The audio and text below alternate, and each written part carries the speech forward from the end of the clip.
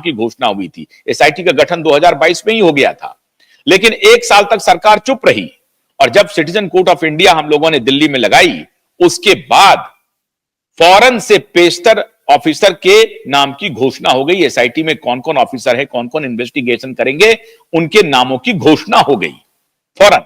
इसका जिक्र उन्होंने अदालत में किया कि हमारे कंप्लेन के बाद जब हम पीआईएल लेकर के अदालत में आए, उसके बाद एसआईटी के ऑफिसर की घोषणा सरकार ने की और अब तो सरकार ने लिखित रूप से दे दिया है कि हां, supreme court high court litigant association की तरफ से जो हमें कंप्लेन मिला था, उस कंप्लेन को एसआईटी ने अपने जांच के घेरे में ले लिया है और उस पर इन्वेस्टिगेशन जारी है। ये हमारा लोकस स्टैंडी है, ये हम हैं कि हमारे कंप्लेन को सरकार ने भी रजिस्टर कर लिया है। हम खामखा नहीं आ गए हैं, हम यूं ही नहीं आ गए हैं मिलॉर्ड, हम पूरी सूझबूझ के साथ आए हैं।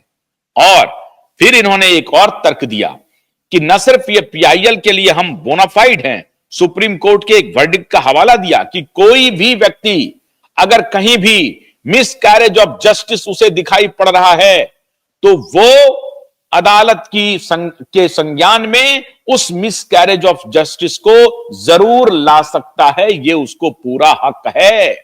कोई थर्ड पार्टी हो, कोई भी हो, वो आ सकता है। वो ये देख करके चुप नहीं रह सकता है कि साहब यहां पर मिसकैरेज ऑफ जस्टिस हो रहा है, यहां अत्याचार हो रहा है या अन्याय हो रहा है, यहां न्याय का मखौल उड़ाया जा रहा है, यहां न्याय को रौंदा जा रहा है और वो थर्ड पार्टी चुप होकर के बैठेगा। मेरा क्या, मुझे क्या लेना देना, मैं कुछ, मेरा तो इसमें कुछ है नहीं, मेरे परिवार का कोई मरा है क्या, नहीं मरा है, पुलिस खामखा मुझे परेशान करेगी। तो ऐसा नहीं है। इस देश का कोई भी नागरिक जहां कहीं भी किसी भी प्रकार का अगर न्यायिक अपराध हो रहा है और न्याय की अवहेलना हो रही है तो उस व्यक्ति को पूरा अधिकार है कि इसका वो संज्ञान अदालत में लेकर के आए और अदालत उसको सुने। जैसे ही एडवोकेट नीलेश ओझा ने यह दलील दी, मिलॉर्ड माननीय आलोक आराधे जी ने इनको सुना और कहा कि बिल्कुल ठीक कह रहे हैं आप, आपको पूरा हक है, आप अपनी दलील पेश कीजिए। लेकिन आप ये बताइए कि इसमें और जिन जिन तथ्यों को आप उजागर करना चाहते हैं, इसके लिए आपको और कितना वक्त चाहिए? उन्होंने कहा कि मैक्सिमम 2 वीक, 2 सप्ताह। बोला अच्छी बात है, तो आज या कल में आपको फिर तारीख मिल जाएगी और 2 सप्ताह के अंदर हियरिंग ये हो जाएगी। तो ये है अदालत का अप्रोच। अदालत जिस तरह से काम कर रही है इस केस में, पहली बार ऐसा लग रहा है कि दिशा सुशांत के मामले में न्याय की उम्मीद जग गई है। एसएसआर वॉरियर, ये लड़ाई थोड़ी लंबी चली जरूर है, लेकिन चल रही है और हम लड़ रहे हैं और जीतेंगे भी। ये ध्यान रखिए कि जीतेंगे भी। जो लोग ये अभी भी अदालत में बड़ी मजबूती से कह रहे हैं कि इट वॉज ए सुसाइड, वो गैंग रेप का मामला है, वो ब्रूटल मर्डर का मामला है और उसको कहा जा रहा है कि इट वॉज ए सुसाइड। शर्म नहीं आ रही है उनको? तो अभी दूध का दूध पानी का पानी हो जाएगा अदालत में। अब इसकी पेचीदगी देखिए, सरकार ने स्वयं स्वीकार कर लिया है कि इन्वेस्टिगेशन चल रही है, इधर अदालत में हियरिंग चल रही है और हमारे वकील ये जरूर मांग करेंगे अदालत से कि आप सरकार को निर्देश दें कि आप अपनी स्टेटस रिपोर्ट, इंक्वायरी जांच की जो इन्वेस्टिगेशन की स्टेटस रिपोर्ट है वो पेश करें कि कहां तक आपकी जांच पहुंची है या आप केस को कंक्लूड करने की स्थिति में पहुंच गए हैं। अगर आप केस को कंक्लूड करने की स्थिति में पहुंच गए हैं तो अपना कंक्लूजन हमें दें, और अगर नहीं कंक्लूड करने की स्थिति में पहुंचे हैं तो यह बताएं कि कब तक आप कंक्लूजन की स्थिति में पहुंचेंगे।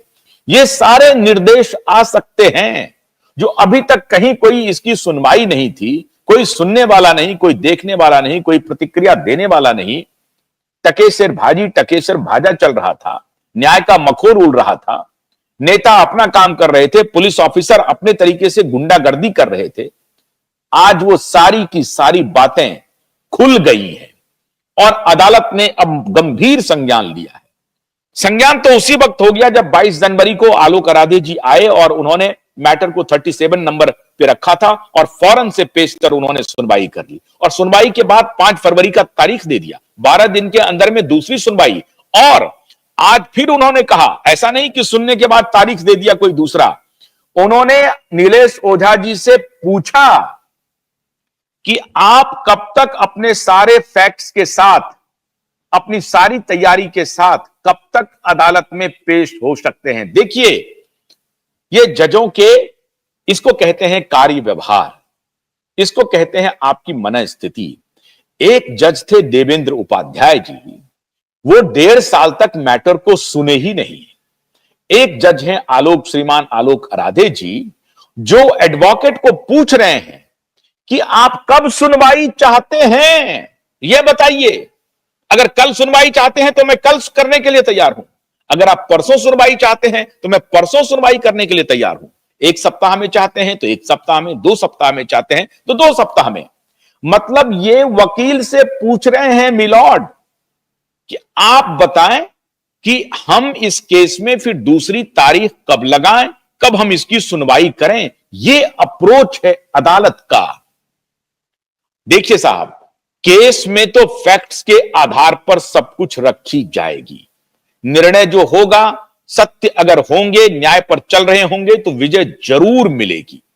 लेकिन एक होता है अदालत का अप्रोच, और इसीलिए हमने बड़ी मजबूती से यह आरोप लगाया था कि इस केस को डुबाने के लिए, इस केस को बर्बाद करने के लिए बहुत बड़े पैसे की डील हुई है, जो पिछले चीफ जस्टिस के कार्यकाल में हो सकता है हुआ होगा।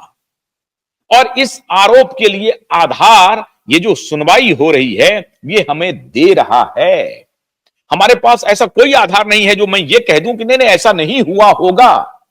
ऐसा हुआ होगा क्योंकि जिस प्रकार से आज माननीय आलोक आराधे अप्रोच ले रहे हैं इस केस की सुनवाई में, न सिर्फ वो सुन रहे हैं, वक्त दे रहे हैं, सबको सही सही सवाल पूछ रहे हैं। एडवोकेट नीलेश ओझा जी से भी उन्होंने पूछा, आपका क्या है, आपका लोकस क्या है इसमें, उन्होंने डिफाइन किया, उन्होंने सुना।